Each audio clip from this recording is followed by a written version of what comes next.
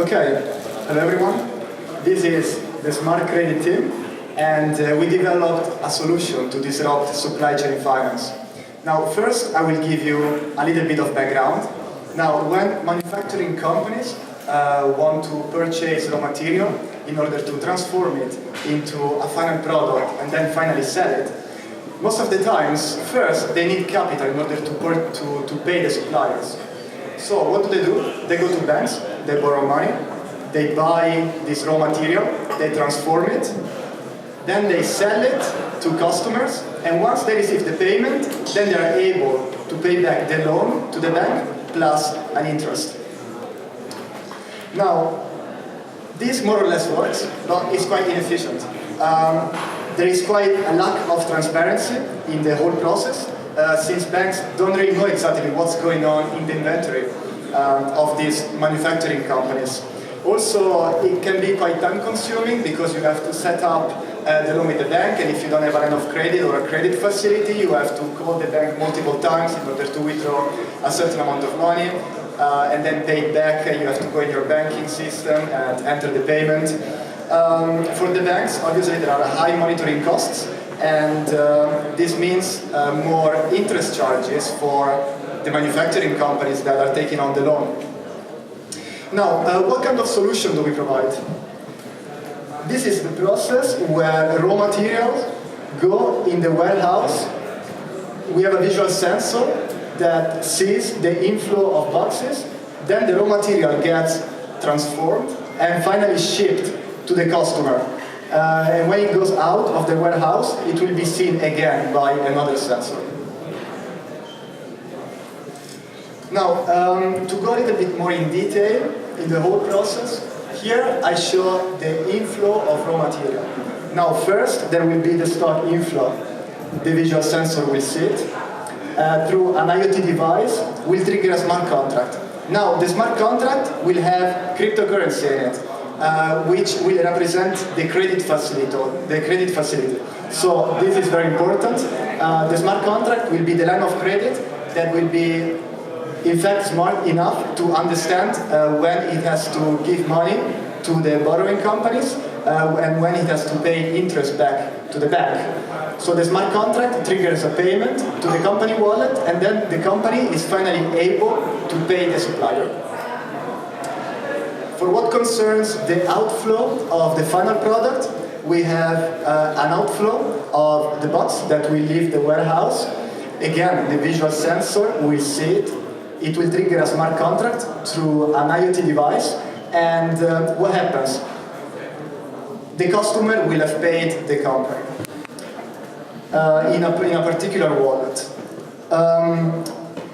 The IoT device will send the principal of the loan, which is the initial amount of the loan plus an interest, to the smart contract. And the smart contract will keep the loan and pay only the interest to the bank account, so that the line of credit will go back to initial level. Now, what we can do now, I can show you a few screenshots of our running prototype. This is where you will have to enter the details of the smart contract. We called it credit facility. You will give it a name. The bank will actually have to fill this in. It will define the amount that they're willing to lend at any point in time to the borrower. Then they will have to enter the ID of the bank wallet and of the company wallet, where the money will go once the borrower will withdraw. And this is the dashboard that the bank will see. Now, this is going to be very transparent because thanks to this, they will know exactly what's the flow of goods in the warehouse of the borrowers. So if now we simulate an inflow of the raw material, what's going to happen is that here in the red box you will see a +1, which means that now the warehouse has 1 box. The credit line from 1 Ether went down to 0.99 Ether. That means that the company had to borrow 0.01 in order to pay for that box that went inside the warehouse. That money will have to be used to pay the supplier. And the two boxes here will stay unchanged. Now, we can also do it again. Basically, if you put again some more raw material inside the warehouse, then it will count 2, and we can see the same change in the credit line and in the borrowed amount. Now, once there will be a box outflow, then what's going to happen?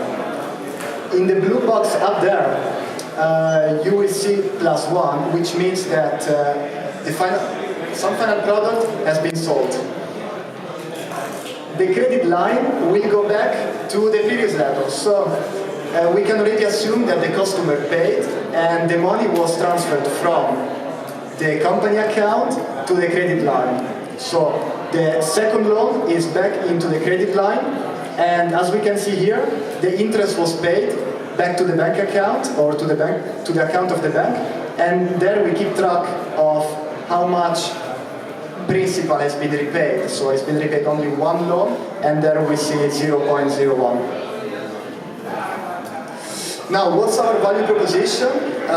We know that this system can help banks to have more visibility on the borrowers, which means that they bear less risk, and which means also that they have to spend less resources in order to monitor what's going on in the warehouse. And this would also, this would make banks more willing to decrease the interest charges that then the borrowers will have to pay. And this is it. Thank you.